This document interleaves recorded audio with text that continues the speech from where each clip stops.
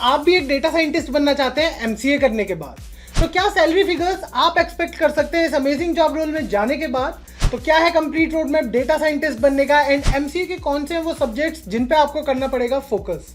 आपके ऐसे सभी सवालों के जवाब आपको इस वीडियो में मिल जाएंगे, क्योंकि आज की इस वीडियो में हम हर उस चीज के बारे में बात करने वाले हैं जो आपका जानना जरूरी है about MCA data scientist road map.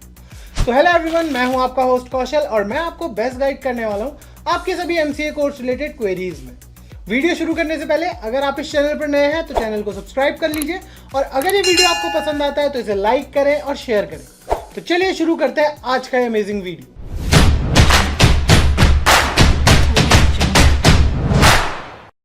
To get free career counseling, check the link in description box and pin the comment below. Data science आज के समय में एक बहुत ही पॉपुलर फील्ड है। ये एल्गोरिदम्स, डेटा एनालिसिस और मशीन लर्निंग का इस्तेमाल करके कॉम्प्लेक्स प्रॉब्लम सॉल्व करने और डेटा ड्रिवन डिसीजंस लेने में मदद करता है। सोचो एक रिटेल कंपनी अपनी सेल्स बढ़ाना चाहती है, उनके पास कस्टमर परचेज का डेटा है, तो एक डेटा साइंटिस्ट क्या करेगा? सबसे पहले एक डेटा साइंटिस्ट डेटा कलेक्शन और क्लीनिंग का काम करेगा, जहां पे अलग अलग रिसोर्सेज से डेटा को कलेक्ट और क्लीन करना होता है।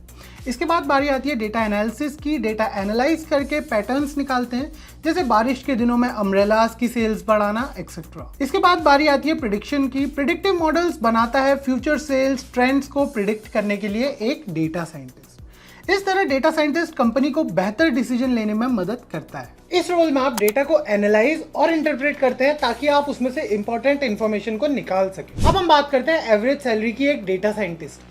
तो जो एवरेज सैलरी इंडिया में रेंज करती है वो रेंज करती है between 7 to 19 lakh rupees per annum.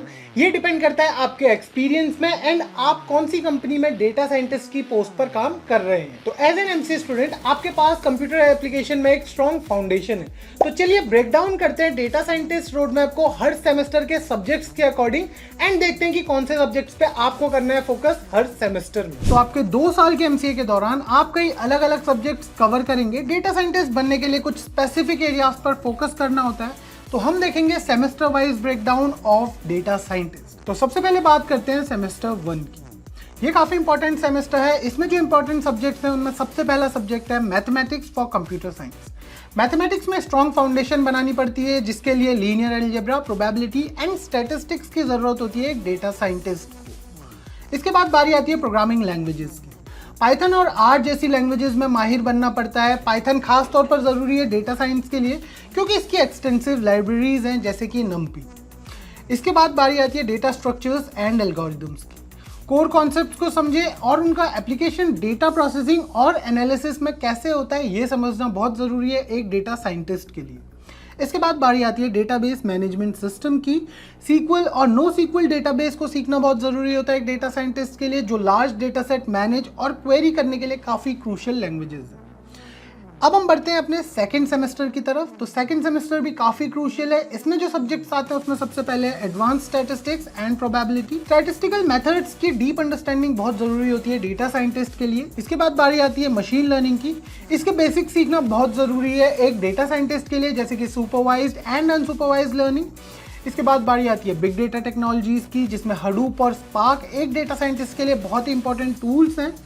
इसके बाद फाइनली बारी आती है डेटा विजुअलाइजेशन की, जिसके लिए डेटा साइंटिस्ट यूज करते हैं tools like Tableau and Power BI. Finally हम चलते हैं अपने थर्ड सेमेस्टर की तरफ एंड थर्ड सेमेस्टर में आपको कैप्स्टोन प्रोजेक्ट्स भी देखने को मिलते हैं। इसमें जो इंपॉर्टेंट सब्जेक्ट्स है उसमें पहला सब्जेक्ट है artificial intelligence. Advance machine learning techniques और एआई कॉन्सेप्ट्स, ये दोनों ही एक डेटा साइंटिस्ट के लिए बहुत ही इंपॉर्टेंट कॉन्सेप्ट्स हैं। इसके बाद बारी आती है डेटा माइनिंग की। डेटा माइनिंग यानी कि लार्ज डेटा सेट्स में से पैटर्न को डिस्कवर करना। इसके लिए काफ़ी सारे अलग अलग टूल्स यूज़ किए जाते हैं, जैसे कि वेका और ऑरेंज। इसके बाद बारी आती है कैप्स्टोन प्रोजेक्ट की एंड ये थर्ड सेमेस्टर का सबसे इंपॉर्टेंट एस्पेक्ट है कैप्स्टोन प्रोजेक्ट। जो कुछ भी आपने सीखा है उसे एक कॉम्प्रिहेंसिव प्रोजेक्ट में आपको यूज़ करना होता है। एक रियल वर्ल्ड प्रॉब्लम को आपको चूज़ करना होता है, फिर उसका डेटा कलेक्ट करके अपनी स्किल्स का यूज़ करके इनसाइट्स और सॉल्यूशंस देने होते हैं इस कैप्स्टोन प्रोजेक्ट में। इसके बाद आपके इलेक्टिव्स एंड इंटर्नशिप्स आती हैं, जो कि थर्ड सेमेस्टर में स्टार्ट होती हैं एंड डेटा साइंस से रिलेटेड आप इलेक्टिव्स चूज कर सकते हैं एंड आप इंटर्नशिप्स के लिए भी देख सकते हैं प्रैक्टिकल एक्सपीरियंस लेने के लिए। फाइनली जो लास्ट सेमेस्टर है यानी कि सेमेस्टर 4, इस सेमेस्टर में आपको कुछ सब्जेक्ट्स देखने को मिलते हैं जिसमें है advance machine learning and AI. Advance AI और मशीन लर्निंग काफ़ी इंपॉर्टेंट है डेटा साइंटिस्ट के लिए। इसके बाद आपके डोमेन स्पेसिफिक इलेक्टिव्स भी आपको यहाँ पे देखने को मिलते हैं जिसमें आपको अपने इंटरेस्ट के हिसाब से कुछ सब्जेक्ट्स चूज करने होते हैं जैसे कि फाइनेंस, हेल्थ केयर एक्सेट्रा। इसके बाद बारी आती है इंडस्ट्री प्रोजेक्ट और internship.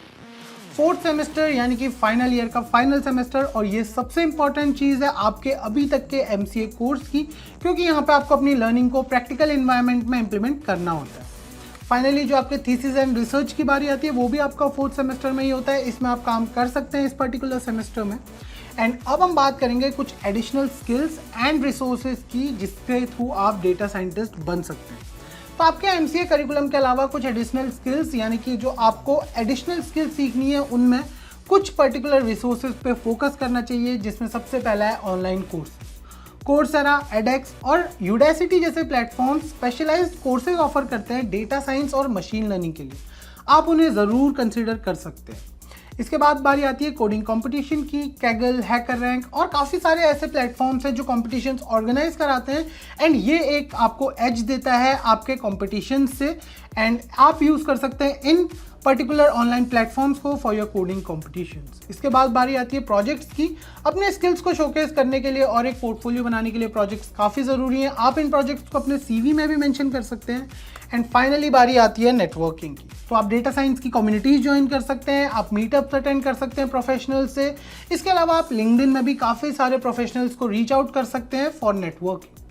And finally soft skills and career tips. तो टेक्निकल स्किल्स के अलावा सॉफ्ट स्किल्स भी इक्वली इंपॉर्टेंट है। यहाँ पे आपके लिए कुछ स्पेशल टिप्स हैं। जो सबसे पहली है वो है कम्युनिकेशन स्किल्स। अपने फाइंडिंग्स को नॉन टेक्निकल स्टेक होल्डर्स को एक्सप्लेन करने की एबिलिटी आपके अंदर होना बहुत ज़रूरी है एक डेटा साइंटिस्ट बनने के लिए।